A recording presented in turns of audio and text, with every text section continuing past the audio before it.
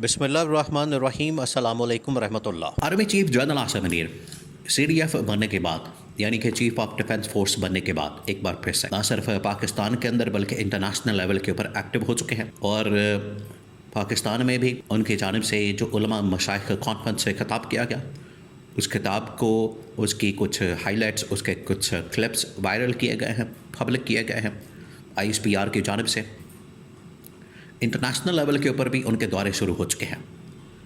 तो अब जनरल आसिम मुनीर जो कि अभी इसी महीने में, इस महीने के शुरू में CDF बने हैं, चीफ ऑफ डिफेंस फोर्सेस बने हैं, अब उनके कंधों पर बहुत बड़ी जिम्मेदारी है, लिहाजा उसको पूरा करने के लिए वो मैदान में आ गए।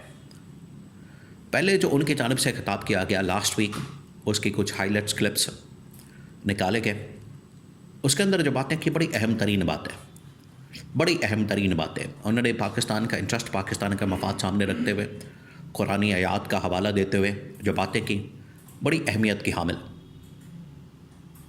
और नंबर 2, उन्होंने जो आलमी सतह के ऊपर, इंटरनेशनल लेवल के ऊपर पाकिस्तान का मुकदमा लड़ने के लिए जो इस वक्त बेड़ा उठाया, उसमें जनरल आसिम मुनीर की मुलाकातें और मैसेज बहुत अहमियत का हामिल है।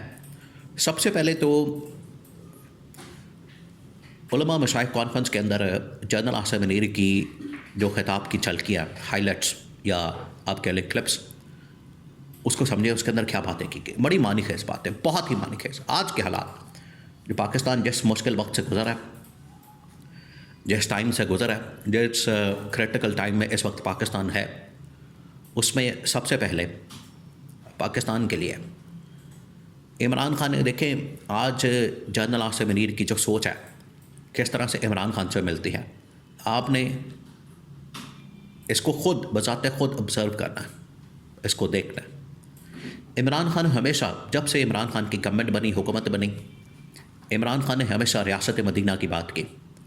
इमरान खान ने हमेशा पाकिस्तान में रियासत मदीना के असूल लागू करने की बात की कि अगर वो वाले असूल लागू किए जाते हैं जिसमें मसावात है, इंसाफ है, आम आदमी के साथ भलाई है, आइन और कानून की हुक्मरानी है, इंसाफ और आइन और कानून के सामने अमीर और गरीब एक है, ये जो इमरान खान का नुक्ता नज़र था, सेम उसी पैटर्न के ऊपर जनरल आसिम मुनीर ने उलमा मशाइख कॉन्फ्रेंस के अंदर खिताब में ये बातें की। उन्होंने कहा कि हमें यहाँ पर वो थोड़ा सा एक लफ्ज़ का अपनी मर्ज़ी का इंतखाब करते हैं। वो कहते हैं कि रियासत मदीना नहीं कहना, हमने रियासत तैयबा कहना है। चलें ठीक है, रियासत मदीना, रियासत तैयबा कह लें, कोई इसमें मसले वाली बात नहीं है। दोनों अल्फाज जो हैं वो अच्छे हैं, काबिल एहतराम हैं। तो जनरल आसिम ने कहा कि हमने रियासत तैयबा जो उस वक्त बनाई गई नबी सल्लल्लाहु अलैहि वसल्लम की जानिब से, उसी को हमने पाकिस्तान के अंदर भी अप्लाई करना है और उसी के मुताबिक आगे बढ़ना है। तो जनरल आसिम ने फिर मुख्तलिफ़ आयतों का, मुख्तलिफ़ आयात का, कुरानी आयतों का हवाला दिया और उन्होंने हकूकुल इबाद के ऊपर भी, हकूकुल्लाह के ऊपर भी बात की और उन्होंने पाकिस्तान में आइन और कानून की हुक्मरानी, इंसानी हुकूक, अदलिया, मीडिया, इनके ऊपर बात की। ये उनकी जानिब से पैगाम तो बड़ा ज़बरदस्त दिया गया, लेकिन उसके ऊपर एक ऑब्जेक्शन किया जा रहा है, पाकिस्तान में एतराज़ किया जा रहा है। वो क्या? ये कि आज जो पाकिस्तान की सूरत हाल है, अगर इस सिचुएशन में सही मानों में ये जिन आयतों का हवाला दिया जा रहा है, जिन चीज़ों का हवाला दिया जा रहा है और कुरान का हवाला दिया जा रहा है, अगर सही मानों में इसके ऊपर अमल दरामद करते हुए पाकिस्तान में निज़ाम कायम किया जाए जिसमें आम आदमी को इंसाफ मिले, जिसमें आम आदमी और अमीर और गरीब के दरमियान फ़र्क ख़त्म हो जाए, और यहाँ पर देखें दोगला किस्म का निज़ाम किस तरह से है। आप ज़रा खुद इमेजिन करें, एक जज का बेटा इस्लामाबाद में, कैपिटल में, दारुल हुकूमत में गाड़ी की टक्कर मार के 2 लड़कियों को मार देता है मौके पर, सड़क पर।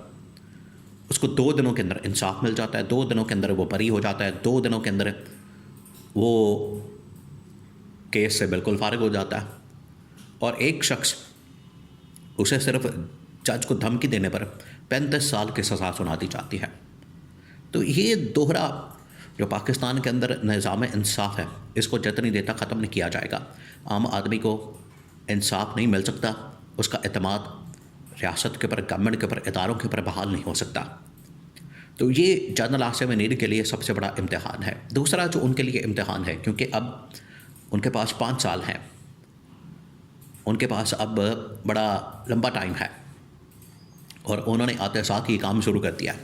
तो उनके लिए ये एक बहुत बड़ा इम्तिहान है कि ना सिर्फ इसके ऊपर काम करें, बल्कि आम आदमी को इंसाफ देने के लिए और आम आदमी की दादरसी के लिए, पाकिस्तान में हालात को बेहतर करने के लिए, इकॉनमी को, पाकिस्तान की मैशत को, पाकिस्तान के सियासी निज़ाम को, मुआशी निज़ाम को और पाकिस्तान के अंदर जो बाकी मसाइल हैं उनको ख़त्म करने के लिए वो बचाते ख़ुद ये सारे काम करें। अब ये पाकिस्तान की बात है, हकूक़ुल्लाह, हकूक़ुल इबाद, पाकिस्तान में आइन और कानून की हुक्मरानी।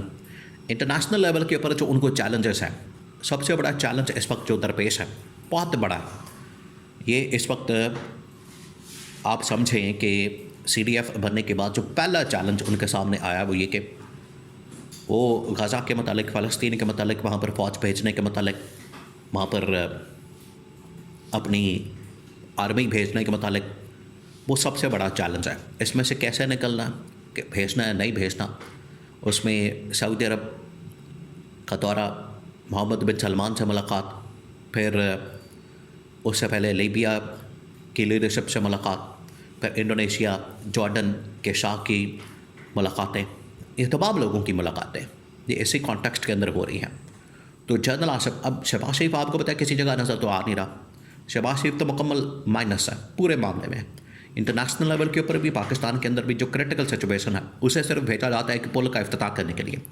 ये लेवल है वज़ीर आज़म का कि एक छोटे से पुल का इफ्तिताह करने के लिए उसे भेज दिया जाता है और पाकिस्तान के कौमी मसाइल, आलमी मसाइल के ऊपर कौन काम कर रहा है, कौन ऑपरेट कर रहा है? Field marshal army chief general Asim ने।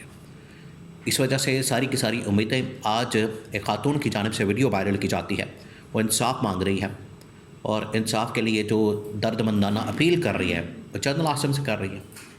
तो यहाँ से आप अंदाज़ा कर सकते हैं कि इस वक्त कंट्रोल किसके पास है, पावर किसके पास है और पाकिस्तान का इस वक्त मुकम्मल कंट्रोल किसके पास है। यहाँ से आप अंदाज़ा कर सकते हैं। तो अब जनरल आसिम के लिए बड़ा क्रिटिकल टाइम शुरू हो गया 5 साल का, और पहला चैलेंज जो सामने आया वो है सही मानों में बहुत बड़ा चैलेंज, जो कि इमरान खान को भी दरपेश था, लेकिन इमरान खान उसको निकाल गया। अब ये कैसे निकालते हैं ये वक्त बताएगा।